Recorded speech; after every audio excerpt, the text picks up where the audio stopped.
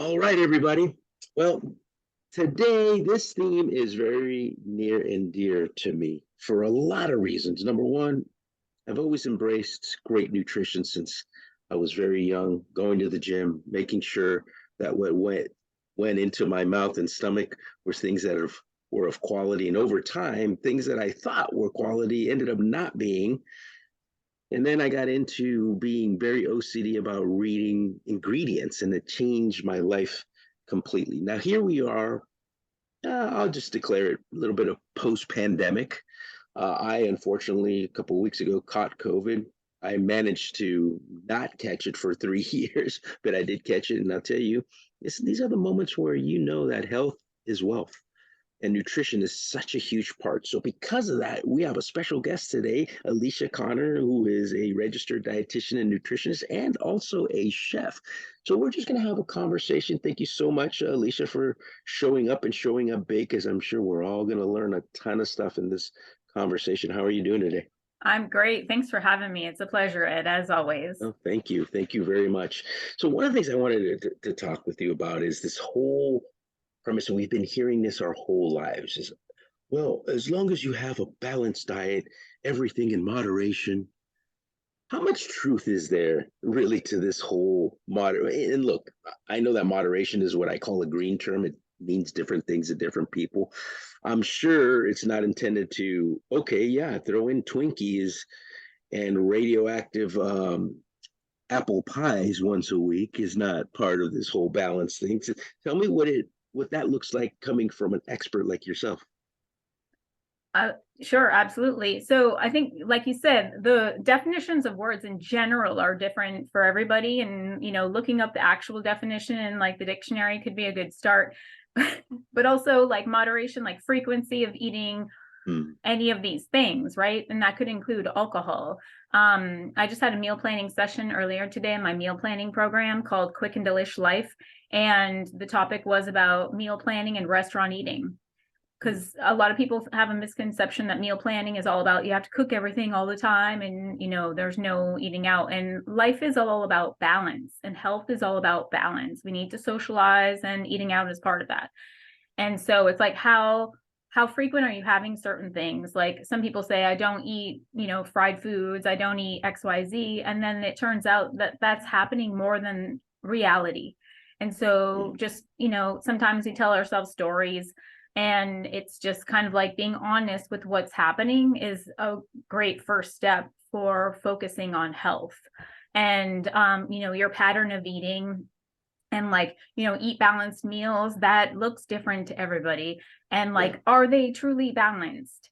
And some people just say blanket statements like I eat healthy or I eat balanced meals, and like a lot of times there might not be quite enough fiber or enough water. And sometimes when I work with clients, it's about, sometimes it's, looking at the basics, and then working on routines and habits. And then I get to pull out the magnifier to look a little bit more closely, make sure we have a nice variety of proteins and fiber from different sources. And then, healthy fats from omega-3s and everything. And so I can dig deep and I meet people where they are. But yeah, I mean, it's, there's a blanket way of thinking about it, and then there's like a more detailed custom approach that I do with my clients. Yeah, and that's more bespoke, custom tailored to each individual, because everybody's also has different type of body types and different type of metabolisms, et cetera, et cetera. Has the pandemic pushed us into eating healthier in general or not? And are we eating at all times during the day because we're at home? I think that there has been a shift toward some people are definitely eating healthier. Having the close proximity to the food source can be a challenge for a lot of people. Being in the environment, and that's why having cleaning up the kitchen and access to food, and sometimes it's helpful to have some foods like snack foods nearby, like healthy snack foods, because there's like snack foods like chips and things that are not helpful, and then there's healthy snack foods depending on the choice and what is helpful, because there's helpful and not helpful. So having it nearby so that you can have a snack in between meetings, or forcing yourself to take a break and actually sitting down and having a small snack or having a meal or something like that in between meetings. But yeah, I think some people are definitely, we've have illuminated the notion of like their health and like how to make it happen. And then, other people, like, it can be very stressful to work at home, and oftentimes the work will always take, and so take time, take energy, and it's easy to justify like, oh, I got to work, I have all these meetings. And like, I like to challenge my clients and, think about how you can you ask for 50-minute meetings instead of 60-minute meetings? Because if you have back-to-back meetings, it's like impossible to take care of yourself. That's I know true. that sounds like a very strong statement, but like, it's very hard. So I'm here to challenge and, change the culture here. And I've had a lot of clients that say like, I can't move away from my computer, and that's just not healthy. And if they I told like agree. their work that they couldn't move for 4 hours, there's basically like their safety parameters, and lots of people have died and had injuries in the past, so that we have like safety measures for us as employees and workers nowadays.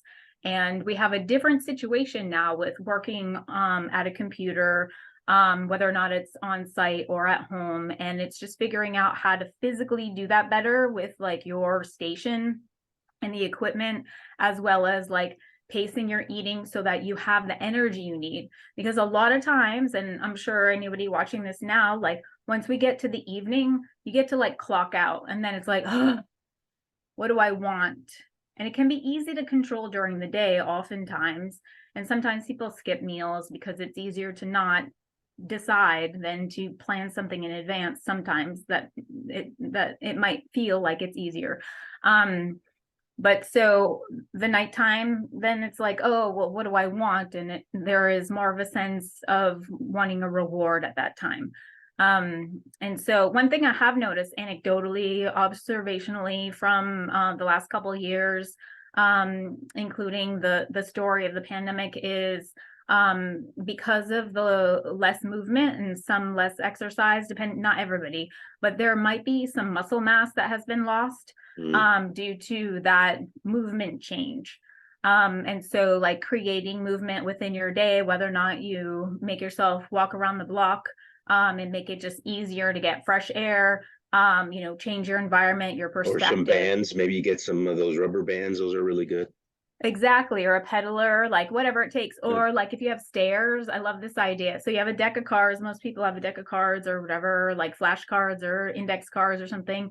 You have a deck of cards at the top of the stairs, and then you bring one card down to the bottom and you go up and down until like you run out of time or you finish the deck.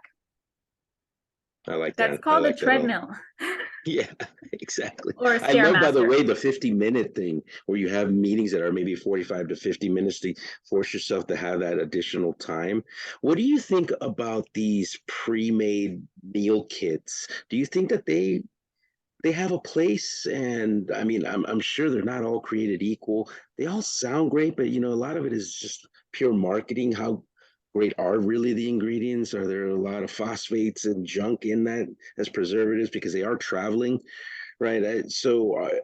What's your opinion of those as a way to force us, if we're super busy, to maybe use those and or subsidize our cooking with pre-made?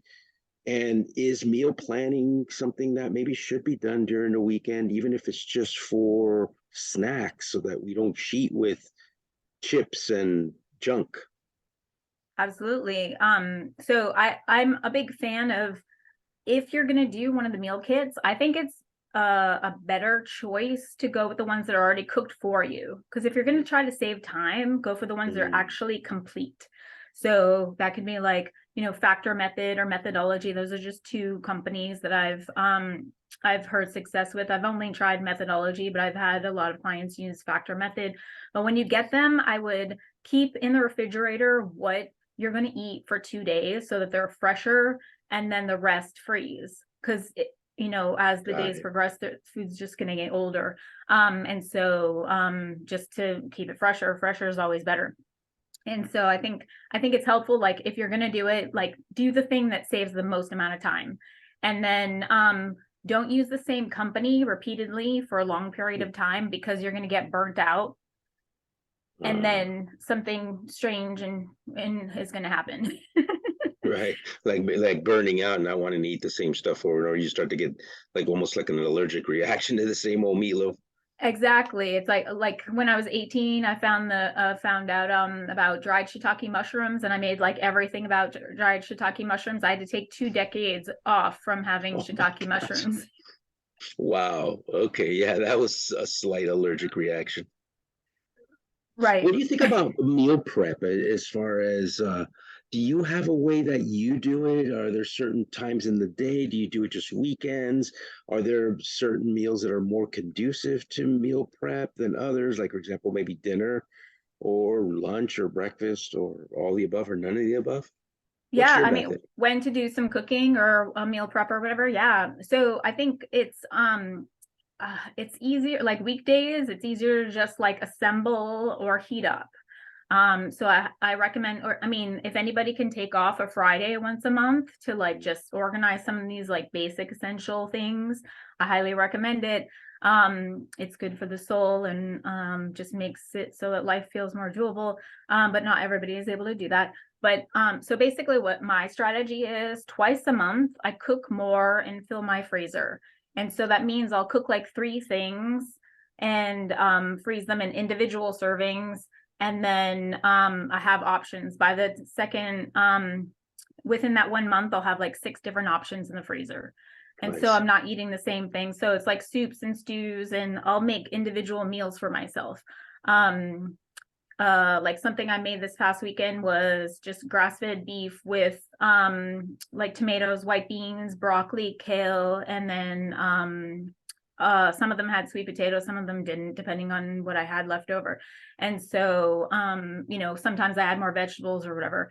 Got it. And so it's just twice a month I do more cooking, because if you're in the kitchen and you're cooking one thing, it doesn't take that much more time to make a second thing. Mm. And I know for some people that might be advanced to start with the one thing.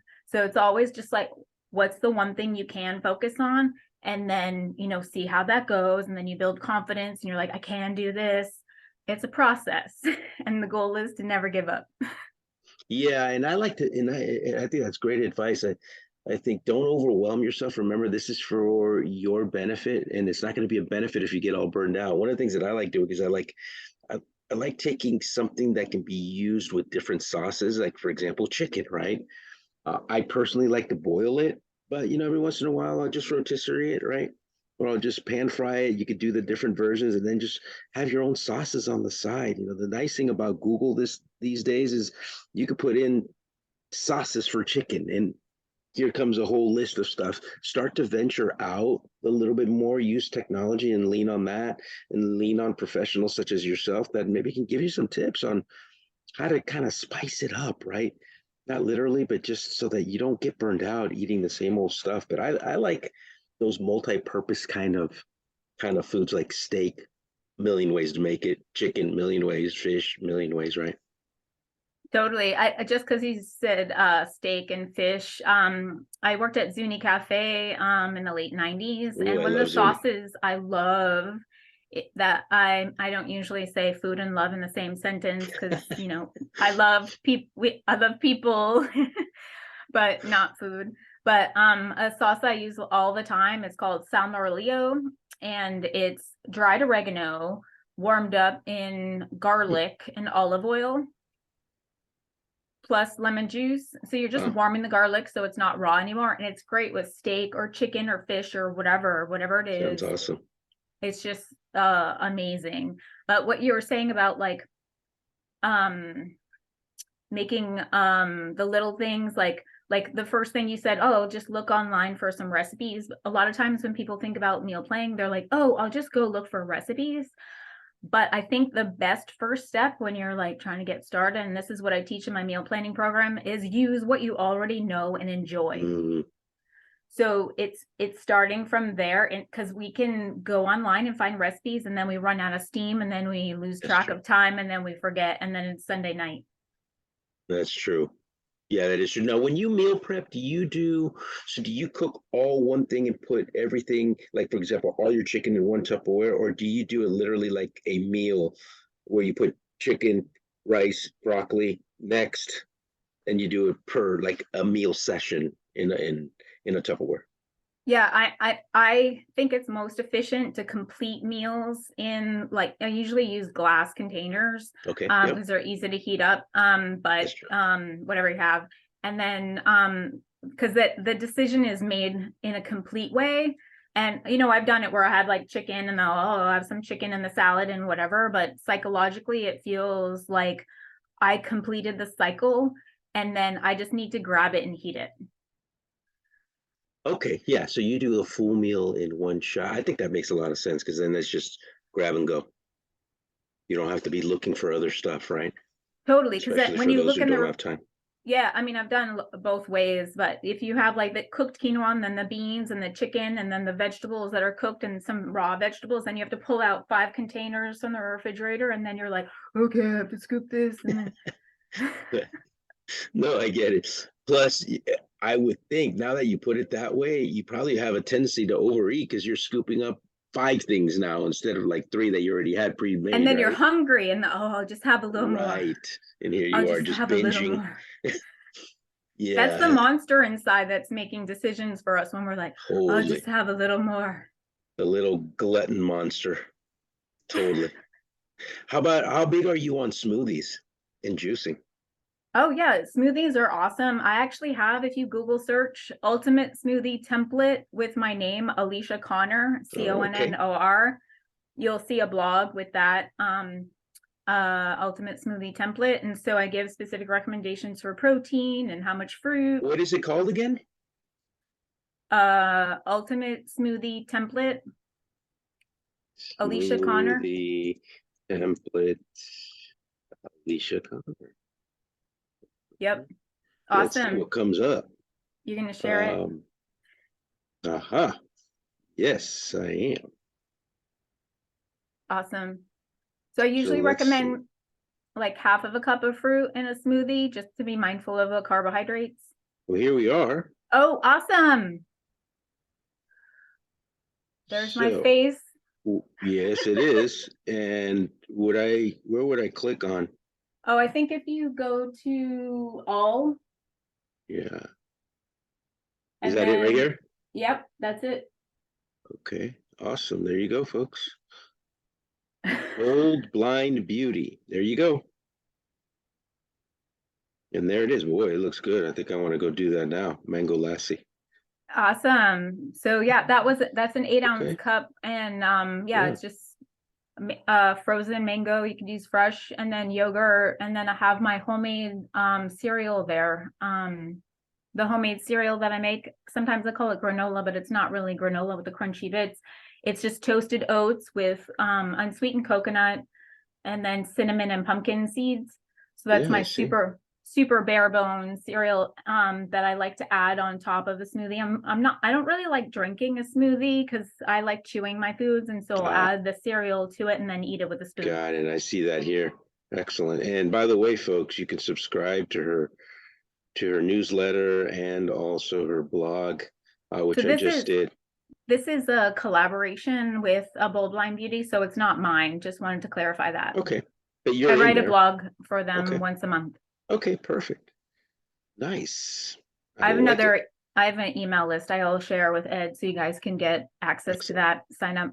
Let's get you on there. Yes. And let's get some information to you because this is, at the end of the day, all about information and empowering you to eat better because health is wealth. It's true.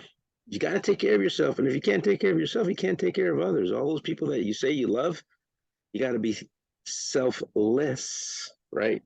Which means you have to also take care of you. Can't leave yourself behind. This nutrition is so important. I see so many people. I mean, look at the amount of obesity, the amount of diabetes, child onset diabetes in this country is out of control.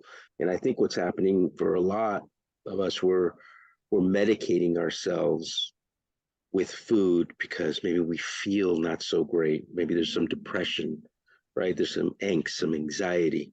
But there is a better way to do it. Don't contribute to your own demise. We need you in this world.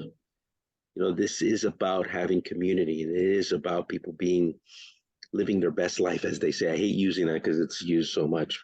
It's a cliche, but it's true. You know, we want you to be happy, but to do that, you have to have good health. There's nobody who's totally happy who's, you know, with a catheter or, you know, in a intubated or in a hospital. You know, I've lost so many people already, and the health is so important. What are 3 tips that you give people that are watching that maybe they haven't been so kind to themselves, but they want to start somewhere? What are 3 things that you recommend just starting to get on a new path? Because I hate the word diet also, Alicia. I really like more of a lifestyle because it's more sustainable, right? Absolutely. It's about sustainability, and it's what is tempting for you to focus on right now.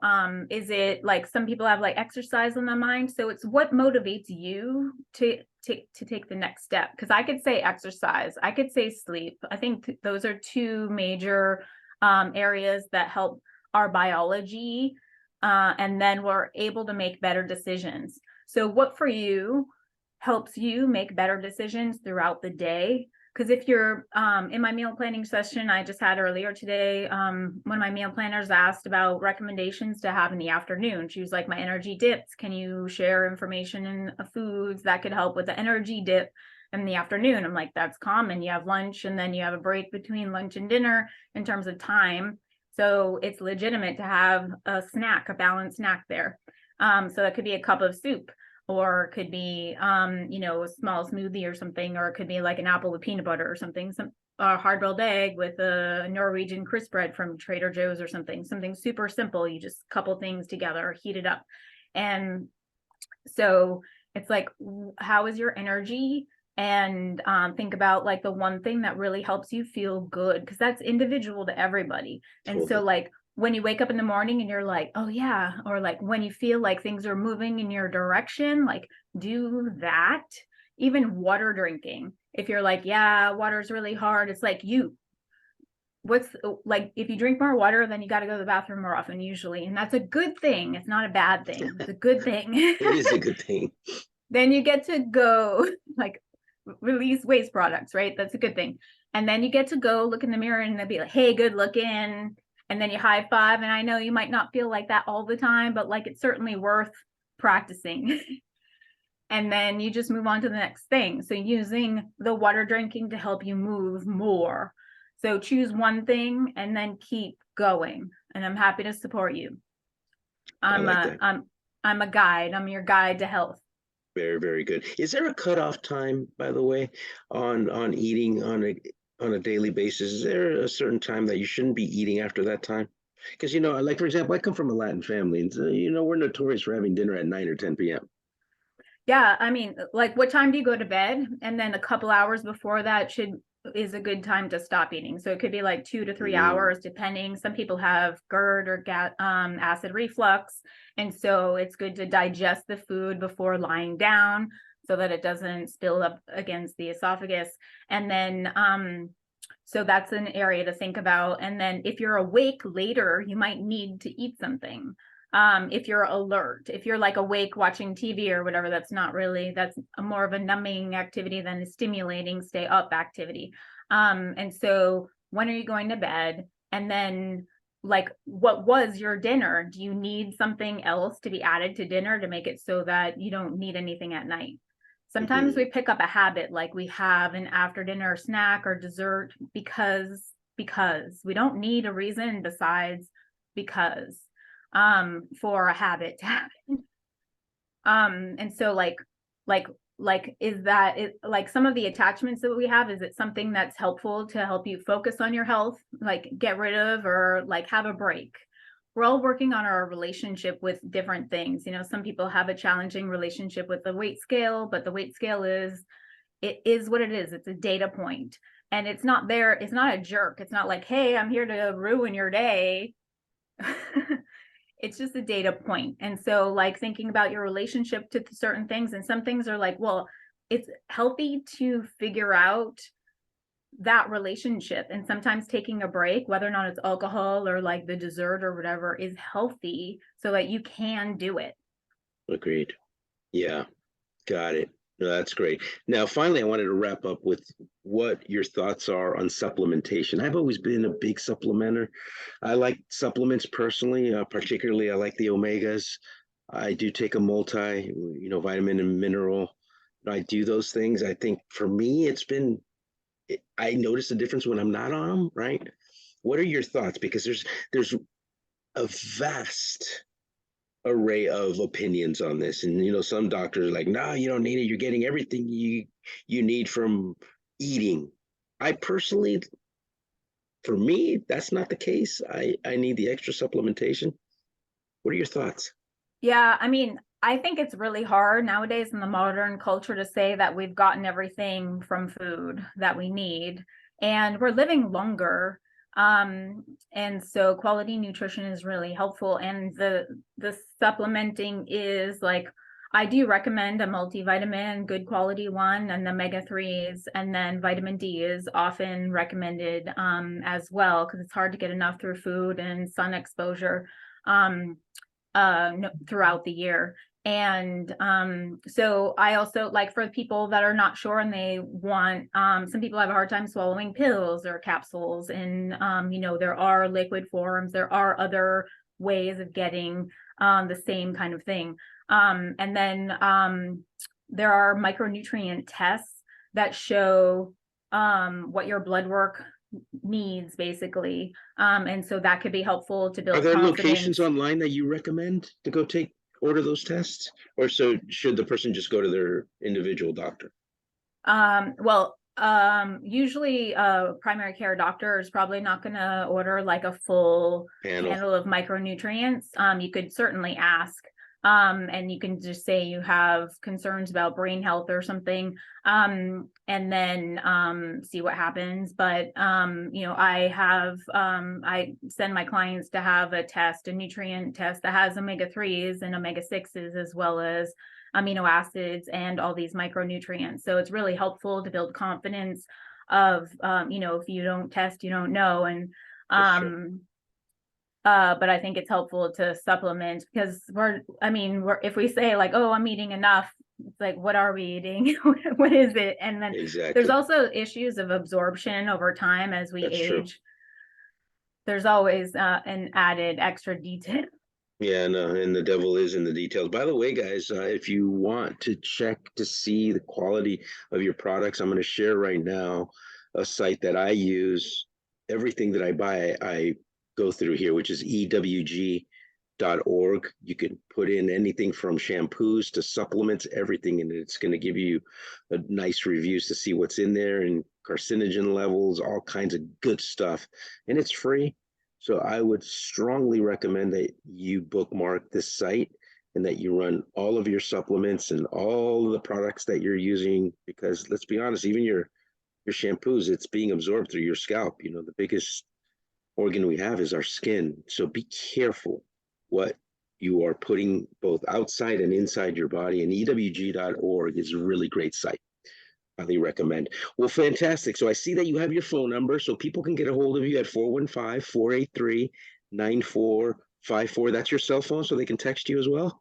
Absolutely. Excellent. Do you have a website that maybe they would want to check out? Yes, if you can go to aliciaconnor.com, just my first and last name. Wonderful. There you go, folks. I highly recommend that you contact her, because, look, you want to give yourself an early Christmas present? Hire her and find out from an expert, right, exactly how to dial in your nutrition.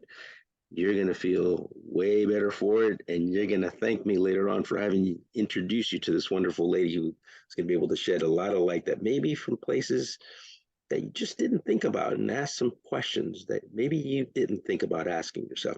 Thank you again, Alicia, so much. You have a great day, and as always, love your information. You're always chock full of really great stuff that is ready to go and be eaten alive and digested right now. Don't wait. Implement today.